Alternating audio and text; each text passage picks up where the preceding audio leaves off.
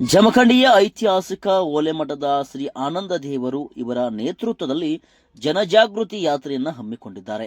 ಹೌದು, ಜಮಖಂಡಿಯ ಓಲೆಮಠದ ಆನಂದ ದೇವರು ಜಮಖಂಡಿ ತಾಲೂಕಿನ ಗ್ರಾಮಗಳು ವ್ಯಸನ ಮುಕ್ತವಾಗಬೇಕು, ಯುವಕರು ವ್ಯಸನದಿಂದ ಮುಕ್ತಿ ಹೊಂದಿ ಒಳ್ಳೆಯ ಸಂಸ್ಕಾರವನ್ನು ಬೆಳೆಸಿಕೊಂಡು ಮಾನಸಿಕವಾಗಿ ಮತ್ತು ದೈಹಿಕವಾಗಿ ಸದೃಢಗೊಂಡು ಸಮಾಜದಲ್ಲಿ ಒಳ್ಳೆಯ ವ್ಯಕ್ತಿಗಳಾಗಿ ಪರಿವರ್ತನೆಗೊಳ್ಳಬೇಕು ಎಂಬ ಒಂದು ಸಂದೇಶವನ್ನು ಇಟ್ಟುಕೊಂಡು ಆನಂದ ದೇವರು ದುಶ್ಚಟಗಳ ಭಿಕ್ಷೆ ಸದ್ಗುಣಗಳ ದೀಕ್ಷೆ, ನಿಮ್ಮೆಲ್ಲ ದುಶ್ಚಟಗಳನ್ನ ನನ್ನ ಜೋಳಿಗೆಗೆ ಹಾಕಿ ಎಂದು ತಾಲೂಕಿನ ಪ್ರತಿ ಗ್ರಾಮದಲ್ಲೂ 5 ದಿನಗಳವರೆಗೆ ಜನಜಾಗೃತಿ ಕಾರ್ಯಕ್ರಮವನ್ನು ಹಮ್ಮಿಕೊಂಡಿದ್ದಾರೆ. ಹೌದು, ಈ ಕಾರ್ಯಕ್ರಮ ಮೊದಲು ಜಮಖಂಡಿ ತಾಲೂಕಿನ ಕುಂಬಾರಹಳ್ಳ ಗ್ರಾಮದಲ್ಲಿ ಪ್ರಾರಂಭಗೊಂಡಿದೆ. ಕುಂಬಾರಹಳ್ಳ ಗ್ರಾಮದಲ್ಲಿ 5 ದಿನಗಳವರೆಗೆ ವ್ಯಸನ ಸೇವನೆ ಮಾಡುವುದರಿಂದ ಆಗುವ ದುಷ್ಪರಿಣಾಮಗಳು ಜನರಿಗೆ ತಿಳಿಸಿ ನೀವೆಲ್ಲ ವ್ಯಸನದಿಂದ ಮುಕ್ತರಾಗಬೇಕು, ನಿಮ್ಮೆಲ್ಲ ವ್ಯಸನಗಳನ್ನ ನನ್ನ ಜೋಳಿಗೆಗೆ ಹಾಕಿ ಎಂದು ಪ್ರತಿ ಮನೆಗೆ ಜಾಗೃತಿಯನ್ನ ಮೂಡಿಸಿದರು.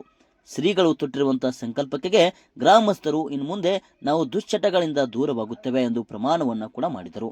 ಅದೇ ರೀತಿ ಅಲ್ಲಿಯ ಗ್ರಾಮಸ್ಥರು ಹಿರಿಯರು ಎಲ್ಲಾ ರೀತಿಯ ಸಹಕಾರವನ್ನ ನೀಡಿ ಕಾರ್ಯಕ್ರಮದ ಸಮಾರಂಭವು ಕೂಡ ಯಶಸ್ವಿಯಾಗಿ ಜರುಗಿತು.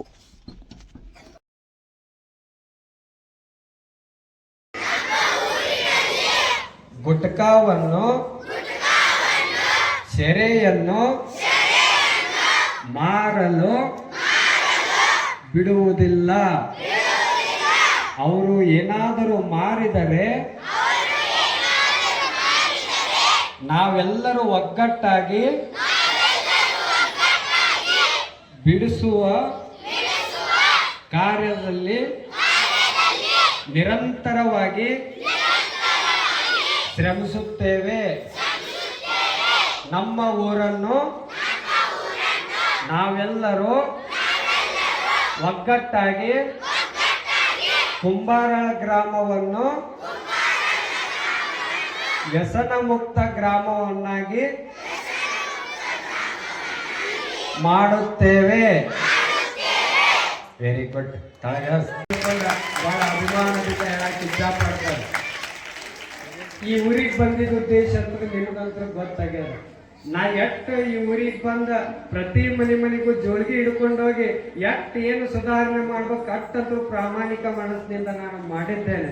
ಇವತ್ತ ಇನ್ನೊಂದು ಪ್ರತಿ ಅಂಗಡಿಗಳಿಗೂ ಹೋಗಿ ಯಾವ ಅಂಗಡಿ ಒಳಗ ದುಶ್ಚಟ ಏನು ಗುಟ್ಕಾ ಮಾಡ್ತಾರಲ್ಲ ಅವೆಲ್ಲ ಬಂದ್ ಮಾಡ್ಬೇಕಂತ ತಿಳ್ಕೊಂಡು ಎಲ್ಲ ಅಂಗಡಿಗಳಿಗೆ ಹೋಗಿ ನಾನು ಅವರಿಗೆ ವಿನಂತಿಯನ್ನು ಮಾಡಿಕೊಂಡೆ. ಅವಾಗೆಲ್ಲ ಅಂಗಡಿಯವ್ರಿಗೂ ನಾನು ಮೆಚ್ಚಬೇಕಾಗಿದ್ದು ಅವರೆಲ್ಲ ಒಂದು ಪ್ರಮಾಣ ಮಾಡಿ ಹೇಳಿದ್ರು, ಅಚ್ಚೋರ ಇದು ಕುಂಬಾರಹಳ್ಳ ಗ್ರಾಮ ಅಂತಂದ್ರ ಬರೀ ಊರಾಣೋದು ಅಟ್ಟ ಅಲ್ಲ, ಈ ಊರು ಕೂಡ ನನ್ನ ಊರಿದ್ದಂಗ. ಅದರ ಸಲುವಾಗಿ ನಾ ಏನ್ರ ಗುಟ್ಕಾ ಮಾರಕ್ ಕೂತ್ನಿ ಅಂತಂದ್ರ ನಮ್ಮ ಊರಿನ ಜನಗಳೇ ಅದ್ಗೇಳ್ತಾರ ಅಂತ ತಿಳ್ಕೊಂಡು ನಾ ಎಲ್ಲ ಗುಟ್ಕಾ ಮಾರುವುದನ್ನ ನಾ ಎಲ್ಲ ಇವತ್ತಿನಿಂದ ಬಂದ್ ಮಾಡ್ತೀನಿ ಅಂತ ತಿಳ್ಕೊಂಡು ಎಲ್ಲ ಅಂಗಡಿಯವ್ರು ಹೇಳಿದಾರೆ. ಅವ್ರಿಗೆ ಜೋರ್ ಚಪ್ಪಾಳೆ ತಟ್ರಿ ಎಲ್ಲ ಅಂಗಡಿಯವ್ರು. ಈ ಊರಾಗ ಇನ್ನು ಮುಂದೆ ಏನು ಬೇಕಾದ ಸಿಗಬಹುದು, ಆದ್ರೆ ಇನ್ನು ಮುಂದೆ ಈ ಊರೊಳಗೆ ಯಾವ ಗುಟ್ಕಾ ಸಿಗುವುದಿಲ್ಲ, ಯಾವ ಸಿಗರೇಟ್ ಬೀಡಿ ಸಿಗುವುದಿಲ್ಲ, ಯಾವ ಮಾವಾನು ಸಿಗಲ್ಲ, ಯಾವ ದಾರುನು ಸಿಗಲ್ಲ. ಇವತ್ತಿನಿಂದ ಏನ್ರ ಸಿಕ್ಕು ಅಂದ್ರೆ ಇನ್ನು ಮೇಲೆ ಅದರ ಪರಿಣಾಮನ ಮುಂದೆ ಬೇರೆ ಐತಿ. ನನ್ನ ಕಳಕಳಿ ಇಟ್ಟ ಇವತ್ತೆಷ್ಟೋ ಜನ ತಾಯಂದಿರು ಬೆಳಗ್ಗೆ ಅಂಗಡಿಗೆ ಹೋಗುವಾಗ ನನ್ನ ಜೊತೆ ಬಂದಿದ್ರು. ಕಣ್ಣಾಗ ನೀರ್ ಹಾಕುತ್ತ ಅವ್ರು ಹೇಳಕತ್ತಿದ್ರು. ದಾರು ಅಂಗಡಿಗೆ ಹೋದಾಗ ಅಲ್ಲಿ ಬಿಡಿಸ್ಬೇಕಂತ ಹೋದಾಗ ಕಣ್ಣಾಗ ನೀರ್ ಹಾಕುತ್ತ ಯವ್ವ ತಾಯಿ ದಾರು ಮಾರೋರು ದಯವಿಟ್ಟು ಬಿಡ್ರಿ, ಬೆಳಗ್ಗೆ ಎದ್ದುಗಳನ್ನೇ ನಮ್ಮ ಮನೆಯವ್ರು ಬರೀ ದಾರು ಕುಡಿಯಾಕತ್ತಾರ, ಅದ್ರಾಗ ಎರ್ಕೊಳಕತ್ತಾರ, ನಿಮ್ಮಿಂದ ನನ್ನ ಮನೆ ಹಾಳಾಗಕತ್ತದ, ದಯವಿಟ್ಟು ದಾರು ಮಾರೋದು ಬಂದ್ ಮಾಡ್ರಿ ಅಂತ ತಿಳ್ಕೊಂಡು ಎಲ್ಲ ತಾಯಿಂದರು ಬಂದ ದಾರು ಮಾರೋರ್ಗೆ ವಿನಂತಿಯನ್ನು ಮಾಡ್ಕೊಂಡ್ರು. ಅವ್ರು ಕಣ್ಣಾಗ ನೀರು ಹಾಕೋತ ನನಗವಾಗ ಬಹಳ ದುಃಖ ಅನ್ನಿಸ್ತು, ಕರಳ ಚುರುಕ್ ಅನ್ನಿಸ್ತು. ನಾ ಎಲ್ಲರಲ್ಲಿ ವಿನಂತಿ ಇಟ್ಟ, ನನ್ನ ಸಂಕಲ್ಪ ಇಷ್ಟ, ಎಲ್ಲ ಊರಿಗೆ ಹೋಗಿ ಬಾಳ ರೊಕ್ಕ ಗಳಿಸ್ಬೇಕು, ಅದು ಮಾಡ್ಬೇಕು ಇದು ಮಾಡ್ಬೇಕು ಏನೂ ಉದ್ದೇಶ ಇಲ್ಲ. ನನ್ನ ಈ ಸಣ್ಣ ಸನ್ಯಾಸಿಯ ಒಂದು ಸಂಕಲ್ಪ ಏನಂತಂದ್ರೆ ನಮ್ಮ ಜಮಖಂಡಿ ತಾಲೂಕಿನಲ್ಲಿ ಇರ್ತಕ್ಕಂಥ ಪ್ರತಿ ಹಳ್ಳಿನೂ ಕೂಡ ಹೆಂಗಿರ್ಬೇಕಂತಂದ್ರ ಪ್ರತಿ ಮನೆಯೊಳಗೂ ಸಹಿತ ಸದಾಕಾಲ ಆನಂದದ ಜ್ಯೋತಿ ಬೆಳಗಬೇಕು, ಎಲ್ಲಾ ಊರೊಳಗೂ ವ್ಯಸನ ಮುಕ್ತ ಮಾಡ್ಬೇಕನ್ನುವಂತ ಒಂದ ಸಂಕಲ್ಪವನ್ನು ಇಟ್ಟುಕೊಂಡು ಈ ಯಾತ್ರೆಯನ್ನು ಹಳ್ಳಿ ಹಳ್ಳಿಯೊಳಗೆ ಮಾಡಾಕತ್ತೇನೆ. ದಯವಿಟ್ಟು ಅಂಗಡಿಯವರಿಗೆ ಕೇಳಾಕತ್ತಿರುವುದು ಈ ಮಾತ, ನಿಮ್ಗೆ ವಿನಂತಿಯನ್ನು ಮಾಡ್ಕೊಂಡಿನಿ. ಪ್ರತಿ ಅಂಗಡಿಗೆ ಬಂದು ಇವತ್ತ ದಾರು ಅಂಗಡಿಗೆ ಬಂದು ವಿನಂತಿ ಮಾಡ್ಕೊಂಡಿನಿ. ಬರೀ ವಿನಂತಿ ಮಾಡ್ಕೊಳ್ಳೋದಲ್ಲ, ನಿಮಗ ಕೈ ಮುಗಿದು ಈ ವೇದಿಕೆ ಮುಖಾಂತರ ನಿಮಗ ನಮಸ್ಕಾರ ಮಾಡ್ತೀನಿ.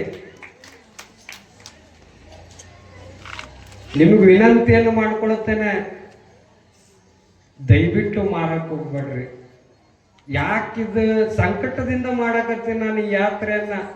ಎಷ್ಟು ಸಂಕಟ ಆಗೈತೆ ಅಂದ್ರೆ ನನಗ, ಯಾಕಂದ್ರೆ ನಾವು ಒಂದ್ ವರ್ಷದಾಗ ಮಠಕ್ಕಾದ್ಮೇಲೆ 170% ಮಂದಿ ಬರೀ ಎಂತ ಮಂದಿ ಬರ್ತದ ಅಂದ್ರೆ ನಮ್ಮ ಮಠಕ್ಕ, ಯಪ್ಪ ನನ್ನ ಮಗ ಬರೀ ಕುಡಿತಾನ, ಯಪ್ಪ ನನ್ನ ಗಂಡ ಬರೀ ಕುಡಿತಾನ, ಏನ್ ಮಾಡ್ಬೇಕು ಅನ್ನೋದು ಗೊತ್ತಾಗವಲ್ದು, ಬರೇ ದುಡ್ದಿದ್ದೆಲ್ಲ ಕುಡಿದ ಹಾಕೋದಾಗೈತಿ.